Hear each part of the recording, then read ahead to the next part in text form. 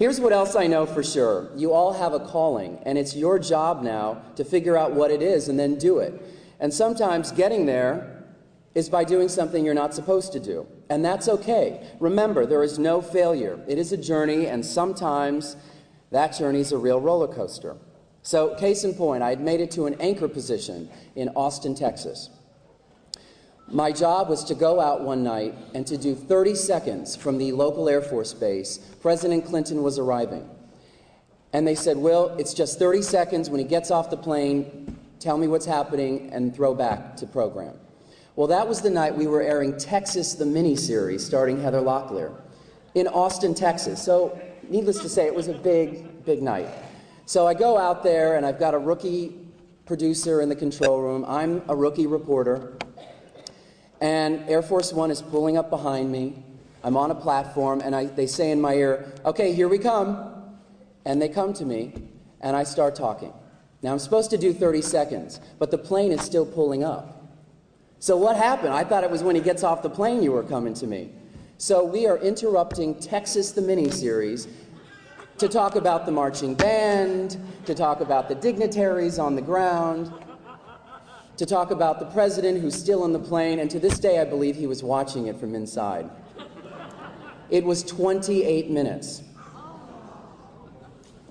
Like a tap dance. That's what they call in the business. 28 minutes I talked, and finally the flustered producer says, throw back to program. Obviously the boss had called and said, what are you doing? You're covering up Texas, the miniseries. We're in Texas. So I threw back, and 30 seconds later, President Clinton comes out of the plane. So it is a roller coaster. But as graduates of this prestigious institution, you are prepared for that ride. San Jose State prepared me to cover the devastation caused by an earthquake in Turkey. That quake killed 14,000 people.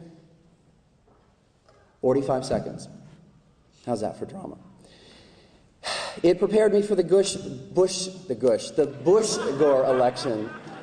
It was the night we didn't know who was president, and we didn't know for weeks afterwards. It prepared me for 9/11, telling the stories of those we lost. It prepared me for interviews with the likes of Stevie Wonder. He sang to me. Boy, that was a good reaction there. Stevie Wonder would be happy. Sean Connery, Maya Angelou, John F. Kennedy Jr.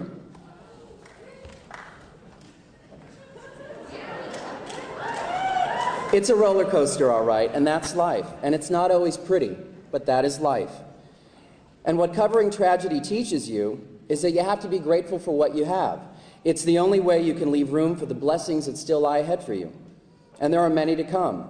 We live in a time when the world needs you, good communicators, more than ever.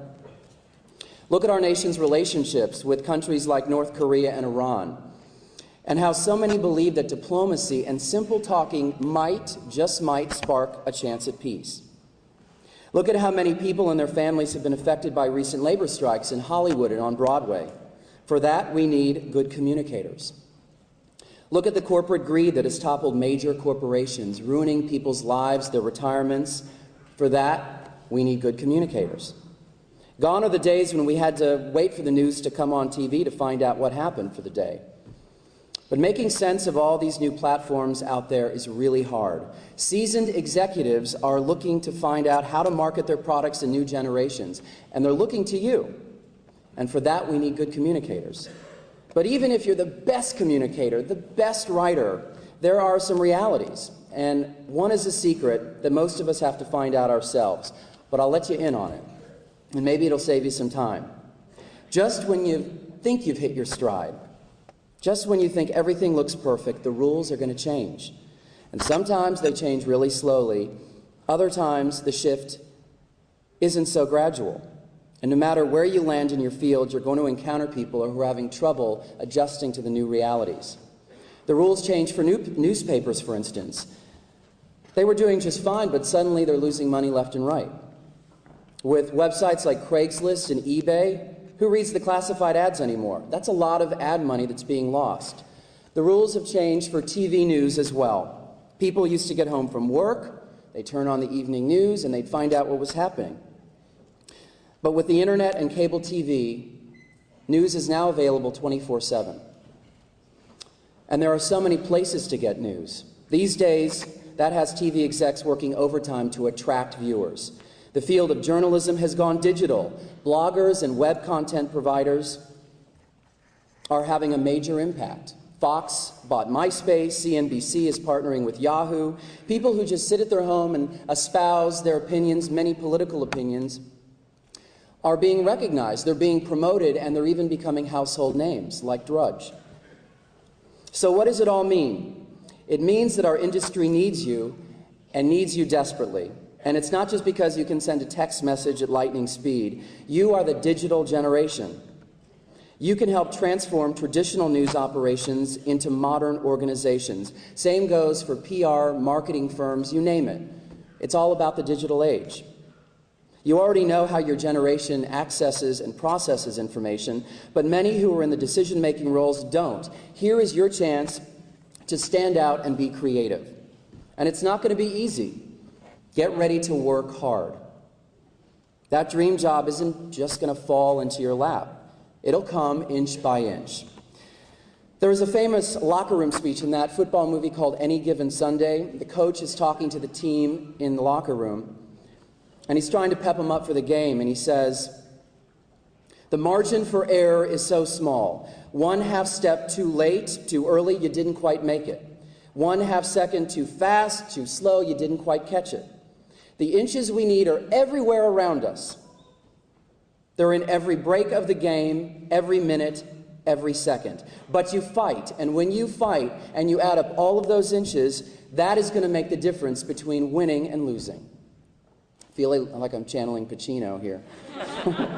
So inch by inch, ladies and gentlemen, you're going to get what you want.